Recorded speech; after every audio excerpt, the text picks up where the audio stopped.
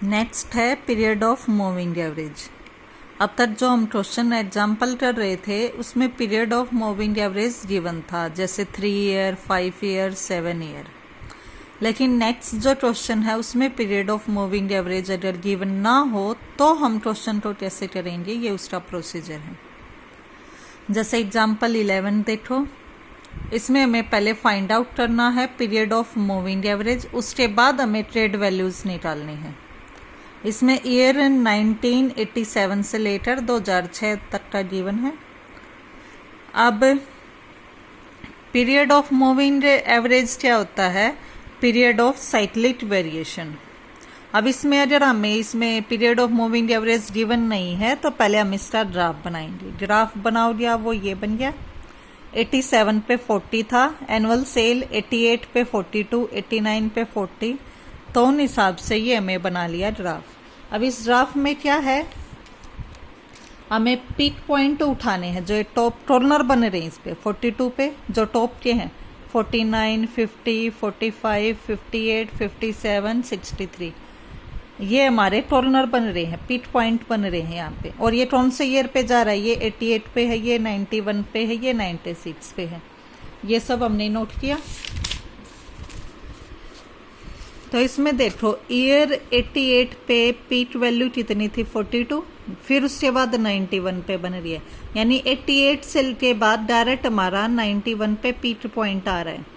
तो जो gap year आ गया वो कितने ईयर का आ गया? 3 का। नेक्स्ट में आएगा 5 का, फिर आया 2 का, फिर आया 3 का। ये हमने नोट कर लिए कि पीक पॉइंट पे कितने ईयर के बाद गैप आ रहा है। तो 3, 5, 2, 3, 3, 2, यार ये पीरियड, ये कितनी साइकिल आ गई हमारे पास? 6 साइकिल आ गई। लेकिन हमें तो मूविंग एवरेज में सिंगल वैल्यू चाहिए होती है, तो हम कैसे निकालेंगे? इन सब का अर्थमेटिक मीन निकालेंगे। 6 वैल्यूज थी ये, तो इन सभी का सम डिवाइड बाय 6, वो आ गया 18/6, यानी वैल्यू कितनी आ गई? 3। तो यानी हमें इसमें क्या निकालना है? 3 ईयर मूविंग एवरेज। फिर ये निकालेंगे, वही मेथड है भाई, 3 टर्म्स का सम, और वैल्यू किसमें लिखेंगे? मिड में। फिर उसके बाद नेक्स्ट 3 टर्म का सम, फिर उससे नेक्स्ट 3 टर्म्स का सम, और वैल्यूज किसमें आती जाएंगी? मिड में। ये क्या आएगा? 3 ईयर मूविंग टोटल। उसके बाद 3 ईयर्स का सम कर रहे थे, टोटल हम 3 ईयर्स का कर रहे थे, तो एवरेज निकालने के लिए हम 3 से ही डिवाइड करेंगे। तो ऑल आइटम्स डिवाइडेड बाय 3, ये आ जाए। ये आ गया, इसने नीचे कंटिन्यू करने के बजाय यहाँ साइड में लिख दिया है। तो ये हमारा क्या आ गया? 3 ईयर मूविंग एवरेज। हो जाएगा अब ये क्वेश्चन।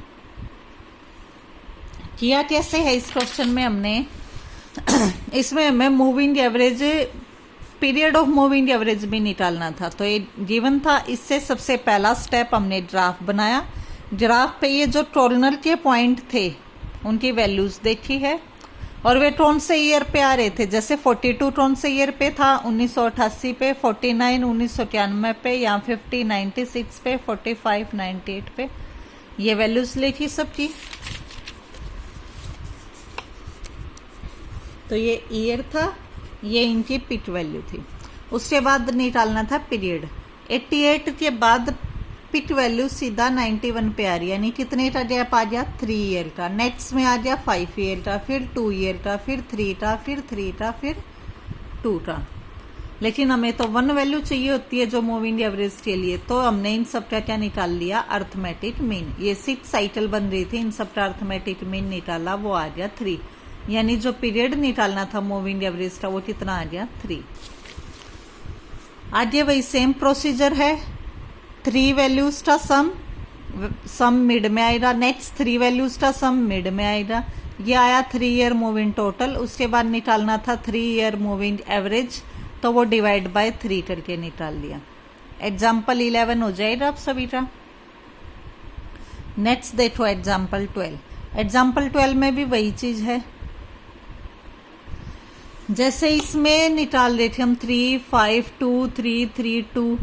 इस टाइप से जब तुम इस क्वेश्चन में पीक वैल्यू निकालोगे, पीक पॉइंट निकालोगे, वो सभी का 5, 5 आएगा। तो इसलिए ये क्या बन जाएगा?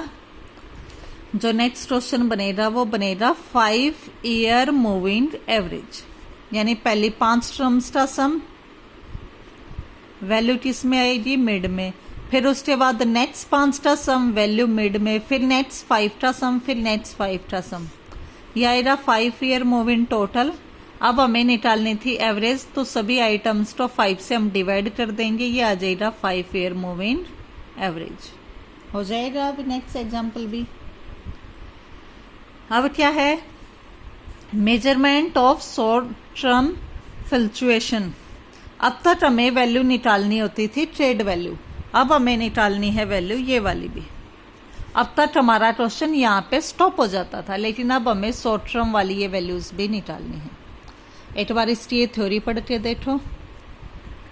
थ्योरी क्या कहती है कि टाइम सीरीज के अंदर जो ट्रेड वैल्यू होती है और ये शॉर्ट टर्म वाली जो वैल्यू होती है, दोनों का मिश्रण होता है। यानी जो ओरिजिनल डाटा होता है, ओरिजिनल डाटा क्या होता है, ट्रेड वैल्यू और शॉर्ट टर्म वैल्यू दोनों के सम के इक्वल होता है। अब ट्रेड वैल्यू तो हमें आज ही निकालनी, अगर ओरिजिनल डाटा में से हम ट्रेड वैल्यू को माइनस कर देंगे तो हमारी कौन सी वैल्यू आ जाएगी, ये अल्पकालीन वाली यानी शॉर्ट टर्म वाली आ जाएगी। जैसे क्वेश्चन देखो, example 13, using 3 year moving average, यानी हमें यूज करना 3 ईयर मूविंग एवरेज। हमें ट्रेड वैल्यू भी निकालनी है और शॉर्ट टर्म की भी निकालनी है। ईयर गिवन है, प्रॉफिट गिवन है 1000 में, तो ये ईयर आ जाए, प्रॉफिट आ जाए। पहले क्या आएगा, 3 ईयर मूविंग टोटल, तो पहली 3 टर्म्स का सम, वैल्यू आएगी मिड में, ये सेम ऐसे ही आ गया होता जाएगा। फिर 3 ईयर मूविंग टोटल, 3 ईयर का सम था तो एवरेज निकालने के लिए डिवाइड बाय 3 कर दिया, ये हमारी आ रही है ट्रेड वैल्यू। और ये जो प्रॉफिट गिवन था इसको हम वाई से डिनोट करेंगे, ट्रेड वैल्यू को हम टी से डिनोट करेंगे। ये हमारा है ओरिजिनल डाटा और ये है ट्रेड वैल्यू। अब हमें निकालनी थी शॉर्ट टर्म वैल्यू, वो फॉर्मूला कहता है y माइनस टी, यानी original data minus trade value. तो ओरिजिनल डाटा यहाँ पे 21 है, यहाँ 19.667 है, डिफरेंस करेंगे ये आ गया। नेक्स्ट यहाँ वैल्यू 20 है, यहाँ 22, डिफरेंस करेंगे ये आ जाएगा। अब क्लियर है, सेम ऐसे ही आगे ये एग्जाम्पल कंटिन्यू करना है आपने।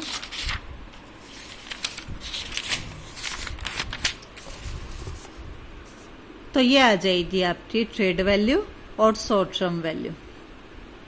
इसी को हमने ग्राफ से डिनोट कर दिया है, ग्राफ वही सेम स्टेप से ही बनेगा। एग्जाम्पल 14, सेम प्रोसीजर है, पीरियोडिसिटी तो इसने दे दी 4 ईयर, यानी 4 year moving total, 4 year moving average, वो सब निकालना है। और हमें क्या निकालना है, ट्रेड वैल्यू और शॉर्ट टर्म वैल्यू। पहले तो हम पीछे वाला फॉर्मूला यूज करते हैं, ईयर, वाई की वैल्यूज, 4 ईयर मूविंग टोटल, और ये लास्ट में 4 ईयर मूविंग एवरेज आ जाएगी आपकी। लेकिन हमें वैल्यूज, ट्रेड वैल्यू तो याद ही हमारी, जिसको हम टी से डिनोट करेंगे। हमें वैल्यू निकालनी थी शॉर्ट टर्म वाली भी, वो क्या होता, वाई माइनस टी। तो देखो नेक्स्ट इसमें ईयर ये रहा, ये वाई की वैल्यू यहाँ निकाल चुके हैं, ट्रेड वैल्यू, तो y माइनस टी ये आ जाएगी हमारी शॉर्ट टर्म वैल्यू। क्लियर है। आज ये वही है इसकी मेरिट्स और डीमेरिट्स। मेरिट्स क्या है, सिंपल है, आसान है, समझने में आसान है, ये फ्लेक्सिबल है। अगर ईयर्स जैसे यहाँ 2018 तक था, 19, 20, 21 ऐसे भी कर देंगे तो ऊपर वाली कैलकुलेशन तो सेम रहनी है, नीचे वाली 1-2 पॉइंट ही चेंज होगी, तो पहले की अन्याय प्रभावित नहीं होते। साइक्लिक फ्लक्चुएशन को ये समाप्त करता है। डिमेरिट में क्या है, proper period of moving average निश्चित रहता है, जो जरूरी नहीं है ऐसा पॉसिबल हो।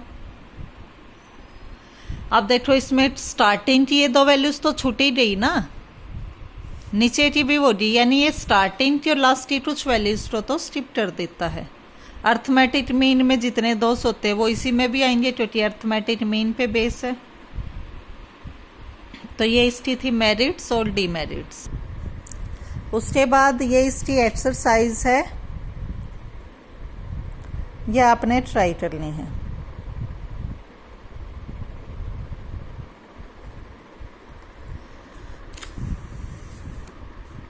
उसके बाद नेक्स्ट जो टॉपिक है वो है लिस्ट स्क्वायर मेथड, ये हम नेक्स्ट वीडियो में करेंगे।